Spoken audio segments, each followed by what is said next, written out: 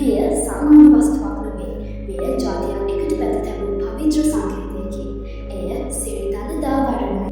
පළමුව කේම තෙරණුවන් සහ අනෙකුත් භික්ෂූන් විසින් දළදා වහන්සේ ආරක්ෂා කළහ. පසුව කාලිංග රාජ්‍යයේ රජවරුන් විසින් දළදා වහන්සේ රජමාලිගාවේ රහසිගතව තබාගෙන ආරක්ෂා කළහ.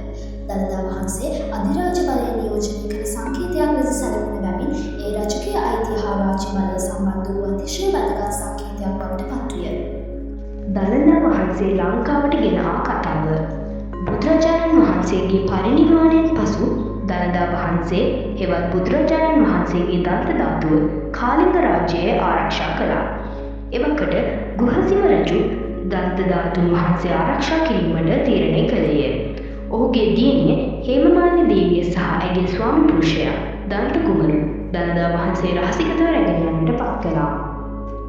දාඨා වංශය, දළදා සිරිත සහ වංශ කතාවක් වූ මහා වංශය ආදී ශාස්ත්‍රීය කෘතිවල ඉහත දෙබළ දන්ත ධාතුව ලංකාවට රැගෙන ඒමේදී එය රැක ගැනීම සඳහා ඔවුන් මුහුණ පෑ දුෂ්කරතාවයන් සහ ඒවායින් මිදුණු ආකාරය විස්තර කර ඇත. කුමරා සහ කුමරිය සන්න්‍යාසයන්ගේ වෙස් වලාගෙන මගයනෙන් දකිතැයි බියෙන් දන්ත ධාතු ආරක්ෂාව පිණිස කුමරියගේ කේශ කලාපය තුළ සඟවාගෙන පැමිණි බව වාර්තා වේ. ඔවුන් දළදා වහන්සේ කේශයෙන් සඟවාගෙන ගොස් ලංකා පට්ටනය වෙත පැමිණියේ. එවකට ලංකාවේ රජකරේ කීර්ති ශ්‍රී මේඝවර්ණ රජුයි. ඔහු දළදා වහන්සේ ගෞරවයෙන් පිළිගත් අතර අනුරාධපුරයේ මේඝගිරි විහාරය අද ඉස්රුමුණිය ලෙස හැඳින්වෙන විහාරය තුළ දළදා වහන්සේ පිහිටුවා පූජා කළා. දළදා වර්ණය දළදා වහන්සේට කරන පූජා සිරිත් සහ අනුස්මරණ ගීතයි. රජවරුන් හා ජනතාව දළදා වහන්සේට ගෞරව දැක්වූ ආකාරය. දළදා වර්ණයේ සංස්කෘතික හා ආගමික අගය. දළදා මංගල්‍යය දළදා වහන්සේට අලුත් සහල්, මල් සහ අස්වැන්න ආදී පූජා කරන සම්ප්‍රදායික උත්සවයන් එකතු වන.